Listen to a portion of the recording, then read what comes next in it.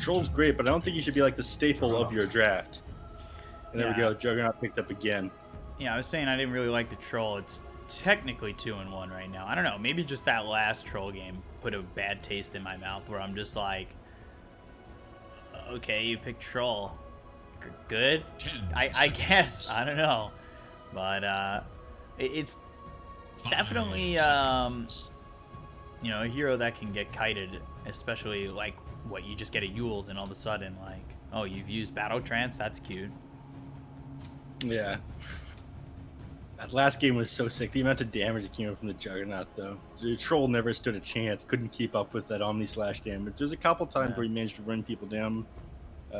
But his presence in that game just felt like it wasn't even there compared to what the Jug was able to do. But we'll see what they try to do to round this one out. Magnus is still in the pool. They could pick that up along with the Troll Warlord, allow him to try and outfarm this Juggernaut. We're thinking pretty hard about this one. What's the last reserve time? Void Spirit been pretty popular. Gives you some mobility, especially early. Hit that level 6 Astral Step, make some ganks. Has the control, has the ability to be elusive. I've been liking Void Spirit. Obviously been very popular. Picked up just about every other game, if not more. So here it's okay. The lockdown is dual hookshot, battery salt in a way, and ice path. The thing with Jakiro is, you're that follow-up stun. You're not really that initiating. You're not initiating with ice path unless you have a Yules. Yes. And even then, that's not your initiation. The Yules was. So, I'd like to see another stun come out from Beast Coast where you can have the stun, get the ice path come in from the Jakiro, have the follow-up, the stacking of the stuns come in, and they're actually banning offlaners because we've talked about this with Beast Coast the last two series we've watched them, is the fact that Chris Lock does play this Legion in the mid lane, so they may not be putting LC in the off lane. We'll see how they say. And they ban out the Enigma there. That's a hero I haven't really seen picked up, so I'm surprised that Beast Coast banned that one out. I think they're just afraid of these huge combos coming out from Team Zero, maybe the initiation with the silencer or a black hole followed by a global silencer. No saves can really come out under the enemy team. 10 seconds. 5 seconds remain to pick. Spawn to take the Bat Rider last. Okay, there we go.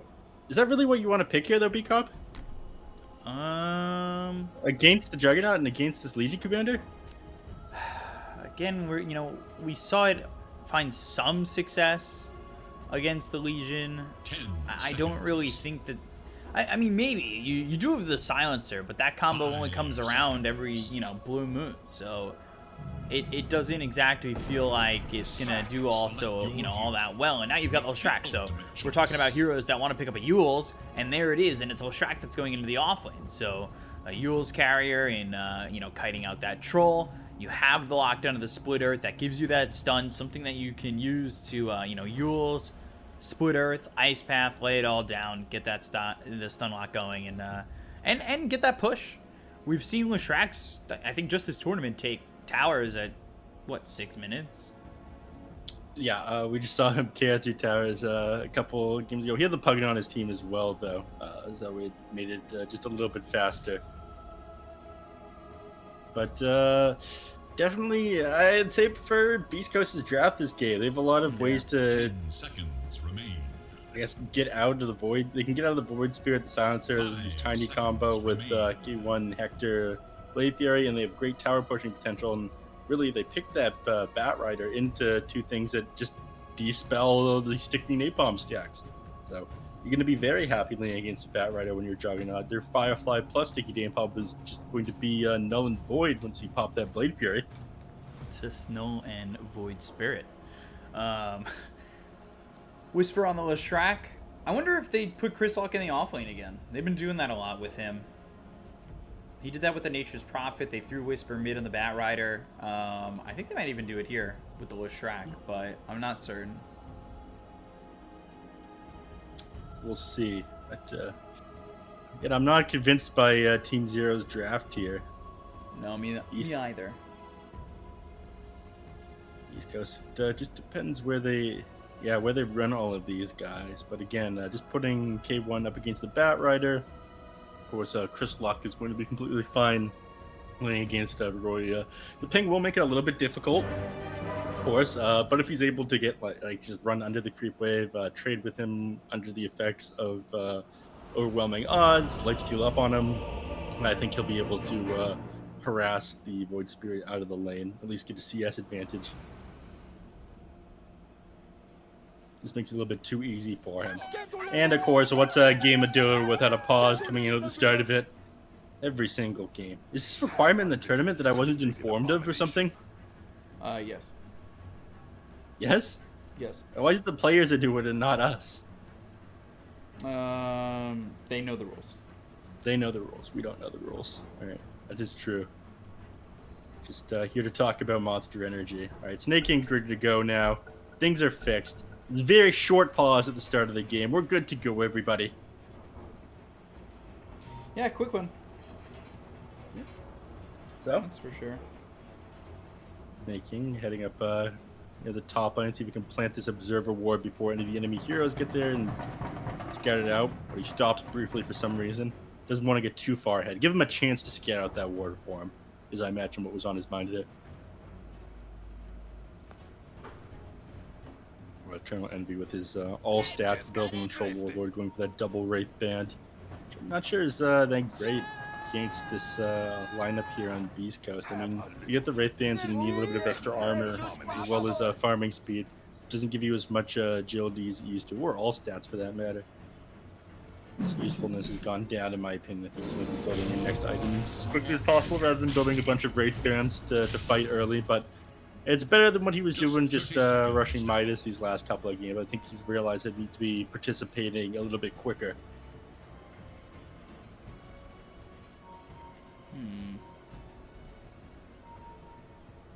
Where is... Okay, so... Whisper... No, he's not gonna... Okay, so he will commit to the offlane, it looks like. Ooh, Split Earth landing onto the Tiny. They don't have really much else to follow that up. Just that stun right there. Greatness awaits. A bit of damage is going to do work, as Snake King is going to be forced to use one or two tangos here. That little bit of harass is at least nice, but bounty runes, 2 for 2. Neither team has the concrete advantage so far.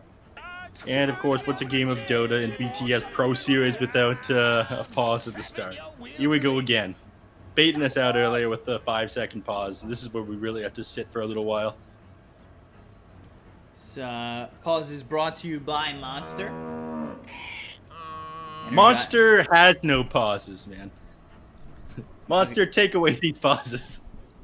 Energize your way through these pauses with a can of Monster. Don't worry, I got good pitches here. Where I make a very loud sip sound and say, yeah, they don't make Dota like they used to. Look at all these pauses. Should go for some of those Zero Ultras. People telling me I've been drinking too many of the regular ones. Neph, stop putting so much sugar in your body. Or I might switch it up and grab some of those Zero Ultras from the shrine behind me. So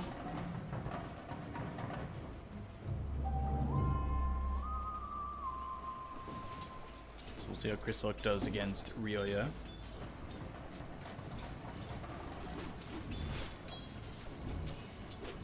See, I imagine top lane is probably going to be a pretty cut and dry win for side of Beast Coast here.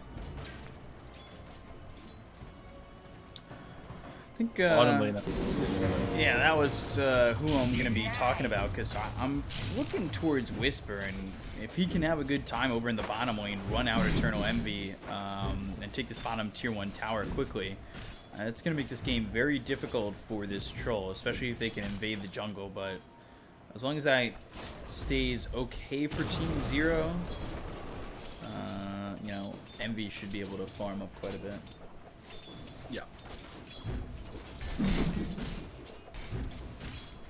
Schofield taking a lot of damage though. These 3 tangos just aren't going to cut it. He needs more HP regen, needs more mana. He's sending himself out of stick right now, but again, he's really going to maybe run into the enemies once more, but with how hard they're clicking him back at the moment, they see that he doesn't really have regen.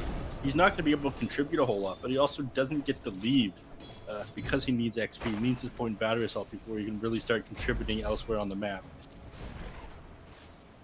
Hopefully level 2, in fact.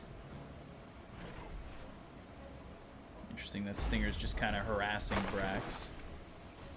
Yeah.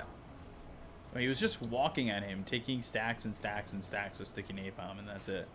Like, just right-clicking him. It's not like he had the mana for dual breath. He still doesn't have the mana for dual breath. He doesn't need to be too afraid of it right now, though. Those stacks of sticky napalm don't really mean as much when you're still level 1 on the Bat Rider. You don't have Firefly to really get on top of the enemies. All you're really doing is right clicks. It's safe to run it up. So, taking advantage of the fact that the Bat Rider is still just level 1, Courier goes down. I'm not sure where that happened. What, 3-7s? Bottom lane. Not going to be too happy about that one. Schofield is able to grab with that Courier. He's got some use down here on the bottom lane despite having no HP, no mana. Arcane Curse coming out on both Leshrac as well as Clockwork. 4 charges on the stick, that's about it. It's tough for Schofield right now, which means you don't really have that support that can go in there and play a little bit aggressive, open up the lane for Whisper. Whisper only sitting at 6-1, although compared to the Bat Rider of Brax, who's 4-0, he's doing a bit better. But Brax about to hit that level 3, Leshrac just getting there. So, like, yeah, they're sitting about even so far.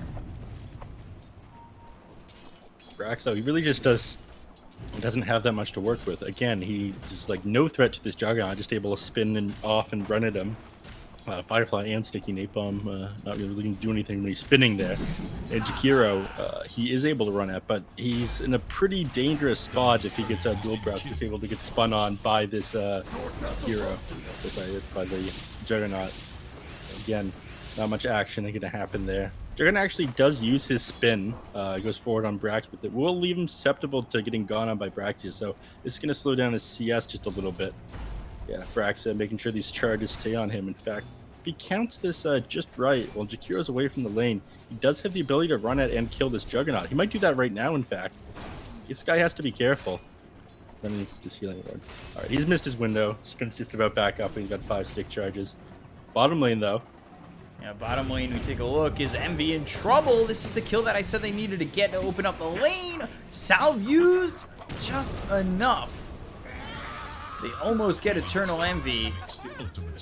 He'll salve again, and that puts him with 1 tango in terms of HP regen. So that happens once more, and all of a sudden this could be a very massive issue for HP regen in this bottom lane for 1-4-3-7 and Eternal Envy.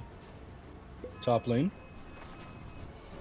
And they're on Stinger. Yep, killed onto the Jakiro. K1 up front.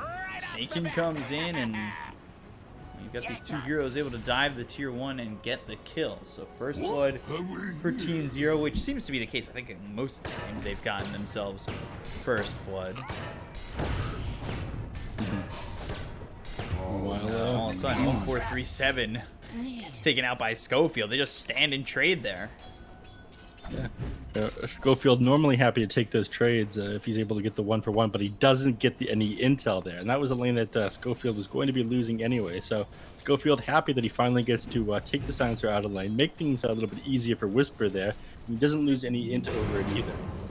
There's some wild stuff going up here in the top lane, though. Chris Luck, Avalanche Toss, surviving as press the attack on the run. Arcane Curse.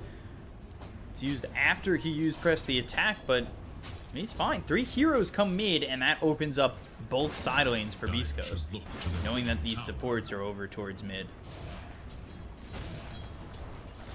Not for you. Yeah. Let's get out of that one. There's some wild stuff happening over at top lane, just like trying to draw the lane so the wave like pushing into the tower, and it is end up working. I mean, he's gonna get a little bit of free XP last hits into this tower because of what he did there. Just behind the tier 2 in the trees up there, Jakiro tried to chase him down. Ooh, bottom lane. Gonna be getting dove under the tower, but they're gonna turn it around on him. Yeah, Arcane Curse on both Schofield as well as Whisper. Body blocks from 1437 onto the Leshrac. Leshrac pops that wand. Split Earth used, won't land. And is Troll coming around the other side? No, he's not. Avalanche hits on both. Schofield trying to go in to save Whisper. And Diabolic Edict, it's not going to matter. Rioya also here. So that's 4 heroes that came around. Stinger now over. They bring Chris Luck in. Duel used. And he's got the damage for the kill. Just, oh, not in time to get the dual damage. You hate to see it. Robbed of that dual damage right there. But Snake King does go down. Fortunate. Tiny, he's been having a pretty good game minus being picked off right there. I mean, the fact that he didn't give up the dual damage is wonderful. But he's been making plays happen all over this map. He's looking for more plays to make. He sees Stinger over here on the Jakiro. His next opportunity. Tell Eternal Envy it's go time. We're getting this guy. Avalanche. Toss. On the clockwork. Cogs around both Snake King as well as 1437. Last word, Arcane Curse. Last word will pop. He's silenced up into the trees trying to avoid Snake King. One more glaive, and there's the +2, -2. So 6 permanent intelligence. They get the kill on the clockwork. They make it 5-2, and this is what I was talking about with the silencer. Get these early kills and get that early permanent intelligence. Dire's middle tower He's a smart guy. This 1437. Lobbies were actually glitching out yesterday, and it looked like he was sitting in the coach slot of every single team. Yeah, it was very odd. Right, never mind. He can't be that smart walking this far forward onto the enemies. Just giving free gold to the enemy team, and there goes his killing streak. So, all that int for what? What does it mean if you're making decisions like that? Need decisions. This is the big brain decision. Brax has got the intel. Flies right over. Forces the double creep wave. Farms the enemy wave with his Firefly and deploys Stinger.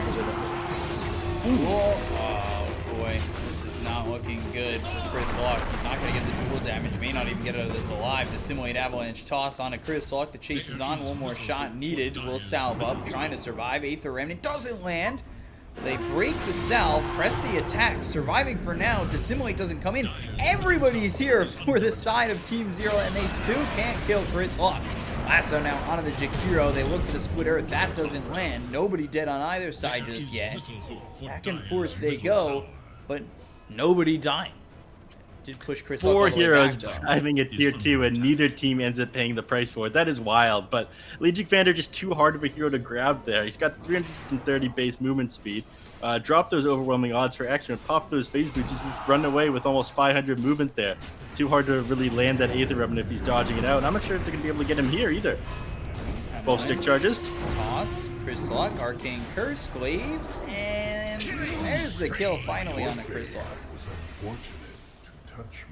Do manage to get him. That's another +2. So I'm honestly surprised they managed to take him down there. I mean, the Jakiro was sitting behind him, but unfortunately, I didn't manage to get off onto the enemy heroes with that liquid fire dual breath to slow down the kill. There is little hope for Dire's middle tower. Bottom lane is cleared up just a little while ago as well. It makes things very easy for Whisper, and they can start invading the enemy jungle with Schofield here on this clock, but not much he's going to be able to do to the Troll Warlord by himself, and Eternal Envy knows it. Sees the clock walk past and thinks, whatever, I'm not even going to look away from these creeps.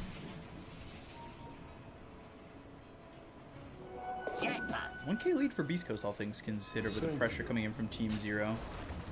10 Brax minutes into wants the to clear the game, enemy team's stacks. switch it over to the net worth. See that Chris Luck would like to take these stacks. Firefly and the Sticky Napalm coming out.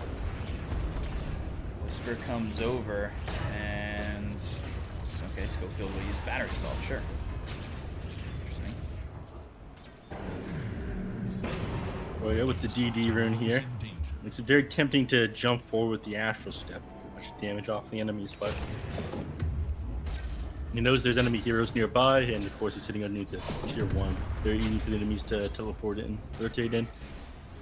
We were going to talk about what a great game this Juggernaut was going to have up against the Batrider in the laning phase, and it has gone pretty well for him, being at the top of the net worth chart by 800, 900 gold now. almost has his Manta style done at 11 minutes in the game, just sitting 600 gold away from it. That's not bad at all. Yeah, no Battle Fury, though. A little bit of a surprise. We've seen some jugs go like Mass Command as Battle Fury. This time, it's into the Manta first, and then looking for Maelstrom Lincolns. But that's the right idea. Sorry to cut you off. That's the right idea to go, right? Manta style up against this Silencer. Yeah. Yeah, of course. Up against Silencer, that's what you want to go. It stops the enemies from really being able to go onto you. It's a lot smarter than, say, what we saw the last game yesterday. It was what team against Haven Liberty? They went Lincoln's first time on Morph. I'm going to stop myself here because Schofield. He throws down the cogs. Hook shot misses. Dissuade on a 2. They got the Avalanche followed up. They'll get the kill on a Schofield as well as Whisper taking out 2. Battle Trance used by Eternal Envy. It seems like Zero are everywhere. Like S5 all the time. I wouldn't say that it's Zero's everywhere. You need to watch Snake King's positioning if you're on the side of Beast Coast. You don't know where this guy is. You need to be careful. As soon as you catch a glimpse of him, you need to get back to that area. They're playing around this guy. This guy is making all the things happen. Snake King on this Tiny here. Contributed to 7 of these 9 kills so far. I mean, yeah, these other guys are coming in. They're doing a lot of work too. Like Silencer, 1437, 32 and 5. And of course, Arroyo 4-0 and 1. But it's always Snake King with the initiation. This is the guy you really need to be paying attention to. So going forward here, I think that's something that they might realize and be playing a little bit more careful. Avoid this guy. This is the classic Beast Coast style of play, though. They do create space for Hector K1. It looks like they start to lose around the map, even though they're not losing that much control. Again, they have all of their tier 1 towers up right now. They will lose this one right here. That's not that bad for 12 minutes of the game. And then they come online in a big way when Hector says that he's ready to start leading the team. So he's got a Manta style. He's able to deal with his global science. It's just a matter of what his next big item is going to be. It looks like actually he's going for Maelstrom Lincoln Sphere. So isn't going to make that first item Lincoln Sphere mistake that I was just talking about when they played the... Sorry. Which was that one more time? Infinity against Haven Liberty. Lincoln's first item is honestly just so good. Cogs, Lasso, now with the Firefly, gets over the Cogs, Avalanche as well as the toss onto the Juggernaut. Juggernaut getting well using the Manta style after the Global Silence comes through. And they've got the Healing Ward down. K1 not committing the Omni Slash just yet. Holding that, they might want to go for Snake King, but they're close to 1437. Chris Luck does have duel in just a second. Snake King with the Avalanche will allow 1437 to get some space. And yeah, Zero. They do all right to get themselves away. I mean, that's exactly what you were talking about, that instant counter to the Global Silence, though. Hector just doesn't feel like he's in any trouble dealing with the Silencer right now. He's built this Manta style, and now he's able to play very far forward into the enemy team's face. You have the Orchid done on Void Spirit, but that's going to mean nothing against K1 Hector here, who has the Manta style. Pops it, tries to push the wave with it, doesn't get much from it, and gets back. Baited that... Assimilate out. He knew he wasn't going to be able to get on top of that Void Spirit there. Force him to use a little bit of mana. You do not commit that Omni Slash against certain heroes. Void Spirit is one of them, of course. Phantom Assassin being another. Just instantly phase yourself out. Suddenly your Omni Slash isn't running anymore. The pump fake is always nice, though. I will say from K1, like, it was good to hold that Omni Slash there. Yeah. Pump fake. Like, just holding it, it felt like had you used it there would have been a waste for sure, because like they're drawing back, they're splitting up, and you're not following up well enough that I think that Omni Slash would have been worth it. Now he still has it, so like if they want to take this tower, which they're going to do quickly with Whisper coming with the Diabolic Edict and the Jakiro coming through with Liquid Fire, though albeit at a level 2, they have quite a bit of fight from them. And Global Silence still on cooldown for another 20 seconds. Yeah, well, he did use the Manta style there, which work. Nice path. Mac comes down. Magpire splits the fight. Chris Luck trying to find a duel. Rioya will Astral Step away.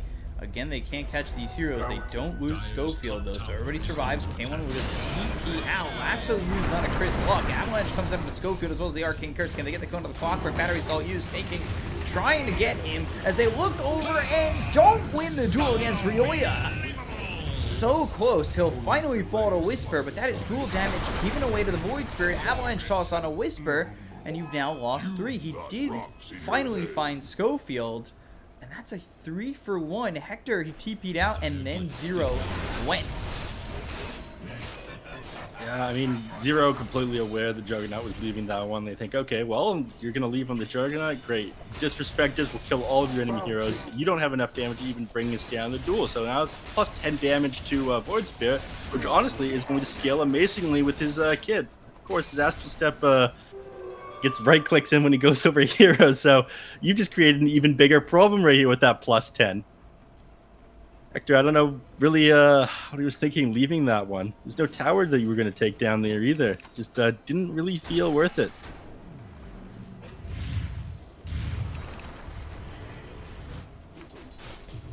So, Nice. Beast Down Coast, here. what, a very close game, not having the lead right now. They back off of that exchange, and it doesn't exactly go the way that probably they were hoping. Aether Remnant doesn't hit on a Stinger or Schofield. I mean, Zero is just getting more powerful, though. I mean, you fed the dual damage, you're feeding the Silencer intel. He's at plus 14 right now. Infinite scaling is on their side. Legion Commander with 0 dual damage. Are scanning for enemies. Some of the plays on Beast Coast have been pretty nice, though. I mean, keeping his Clockwork alive with that. He has the raindrops on him, of course, getting mech'd up by this Leshrac. Pipe is being worked on right now, which is going to do a lot of work as well on this Leshrac, but I don't know. It's starting to feel a little bit off for Beast Coast to me. I don't think it's going to be a major issue though as Hector starts working towards this next item. He's actually opting to go Bash rather than his Lincoln Spear, and I like that a lot more. Lasso used, and that'll grab the Clockwork. Global Silence follows it up. There's the Manta from K1. Into the Blade Fury, they still have Schofield alive. Schofield has the hookshot to re-engage him in the fight. They've got the Magnifier as well as the Ice Path down on the Ryoya. They'll win the duel this time. Brax hit with the Omni Slash, goes down to Hector. 2 heroes gone, and they'll continue their pace onto the tier 2 bottom. 1437 standing right here. If he gets spotted, Diabolic Edict starting to do damage to him. They should recognize that the Diabolic Edict is not solely on the tower, but they take it so quickly that maybe they just don't see it. Yeah, but Beast Coast, they have no need to slow down here. They know they just used Global Silence. The Fortify was just used as well, and Eternal Envy isn't ready to fight. All he's got is his Battle Fury. He just picked up a Yasha, so that's his buyback goal right there. If EE goes down here, I think they just lose the game. And he doesn't have the best fighting items either. Blade Fury, Omnislash is down, so they need to be careful. There's the Ice Path landing onto Eternal Envy. They're going to blink forward, look for K1, but the press attack is used. 1437 goes down to Schofield. They look over at Snake King. They've got the duel. They'll get the kill. Down goes Tiny. 2 heroes gone. It's a 5v2 situation that Team Zero might not be able to handle. I think luckily enough for them, they do have tier 2 still standing over in the mid and top lane if this does go very poorly. But Ryoya hit with the hookshot. Schofield goes in and helps to get the kill on a Ryoya. Now 3 heroes gone. Silencer up in 10. But this is looking like at least a set of racks. And there's just nothing they can do to get in there. I mean, Eternal Envy, if he commits too hard, he just goes down. They've got too much disable, they've got too much damage, they've got too much sustain right now between the Guardian Greaves, press the attack, and these Healing Ward. They can't slow down this Beast Coast push at all. 19-minute racks. Okay. Look at Schofield. He's stepping up far enough that he may even want to go in. They're going to toss back out onto the Legion Commander as well as the Lasso. Do they have the damage to get the kill? Press the attack. Flame break. Silence. Now Legion dead. Chris Luck will fall. They look over at Stinger. He'll TP out. And the rest of the team will follow suit. This Beast Coast onslaught, but they're looking to take it back with Zero. Jumping onto Schofield, tossing the racks forward, but all this Clockwork and Legion are decent consolation prizes that won't make up for your broken racks. It's not going to be able to bring it back. They spoke right after that. With the double damage top that they, I believe, do have vision on with this ward. Oh no, just a little bit short. I was going to say maybe they can go to Roche, but Omni Slash in 2 seconds here. 20-minute mark. Oh got the no. Omni Slash mitigated by most of the team. They've got Brax low. Blade Fury used, avoids the avalanche. They're going to continue to try and move forward. The Ice Path lands on a 2, now 3 with Ryoya jumping in with the Astral Step. They've got the Magnifier down. Ryoya, he moves in to try and get the kill on a Stinger, and they will find at least the Jakiro. Brax is low, blinks away. Ryoya in trouble to simulate down to the low ground, or no, jukes him. Very well done. The regen rune is picked up. They've got the rocket flare. They have the vision. The hookshot hits on a Rioya. The avalanche stops Whisper in his steps for just a second. They've got the global silence, but that's just extending what looks to be the inevitable. Dissimilate, running away. Chrysalok going forward. Doesn't get the duel off out onto Rioya in time. So everybody's surviving for Team 0. Just low on health in general, but lives still saved. Yeah, they got vision on him. They know where he is. The duel is up now, and nothing's going to be able to save him from this one. There's the kill. Finally, the chase is worth it.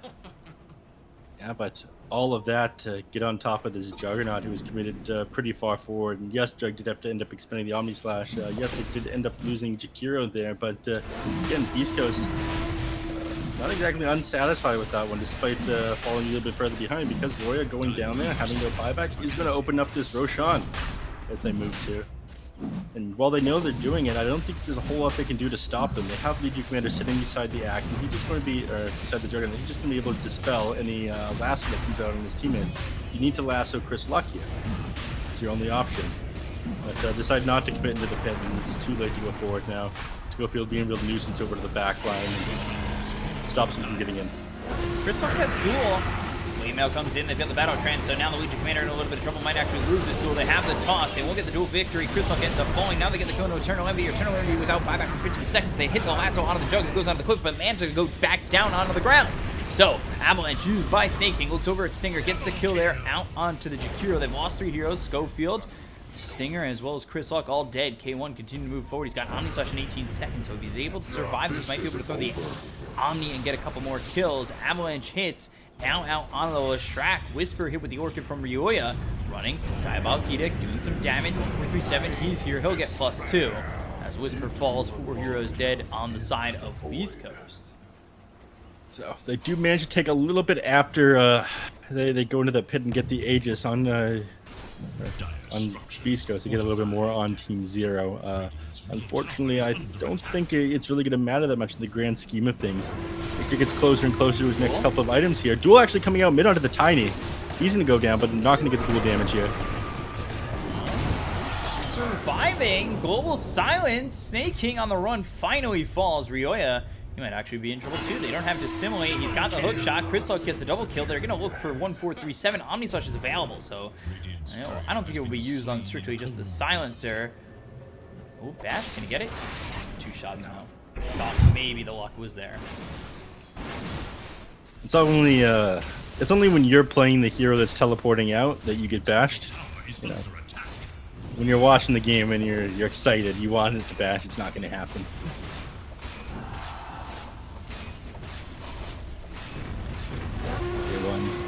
Ripping through this tower. Not a whole lot they can be able to do to defend from this one just yet, but by the time they tear through this, they will have the Void Spirit back up, and they do have Fortify on their side. So they're not really going to be able to go much further. They might try, though, given the fact that they have the Aegis, might want to take advantage of it, but Hector says, no.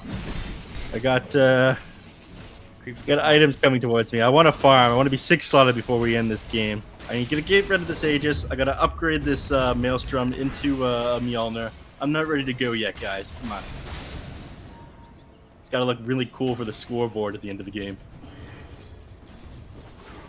I've seen this story before in my pubs. Double damage.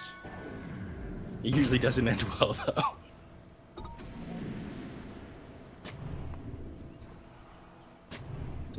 On a more serious note, it's smart for him to be just biding a little bit more time, waiting for his next item, and of course taking out this tier 2 here, which will open up the last set of racks. They don't want to push onto those tier 4s in the Ancient. Playing pretty far out of base on the side of 0 here, but not really much of a point of doing it. The enemies aren't split up, they're just farming back here. Duel on the back, looking over at the Tiny. Kill with Summon Snake King. They'll use the last on Chrysalok. They also bought back on the Tiny, but now the Avalanche has 2 of these heroes. Omni Slash Hughes bouncing around, trying to do as much damage as they can with the Bash coming through. They get the kill on Snake King. He just bought back. He's dead for a while. Now Eternal Envy, Blade Fury on him. He used the BKB, but he stunned up for a moment. Ooh, Global Silence used. Blade Fury now done from Hector. Ice Path lands on a 3! Oh, well done, Stinger. Goes after Envy. K1 surviving. Both are low, but eventually Envy will fall. No buyback. And GG is called. It's all it really takes. So Beast Coast taking a very convincing game here. I mean, they had a very scrappy lineup, and I don't really like them picking the Batrider and all these counters against Beast Coast here. I don't know. It just feels like Zero's just lacking with these drafts here. Juggernaut as well, they really set them up for the opportunity for. I feel like that's been going really well against the Troll Warlord. And Envy, just when the enemy team was ready to start pushing down like the tier 3s, they popped their Fortify too early on that tier 2 tower, and they lost that Rax right away.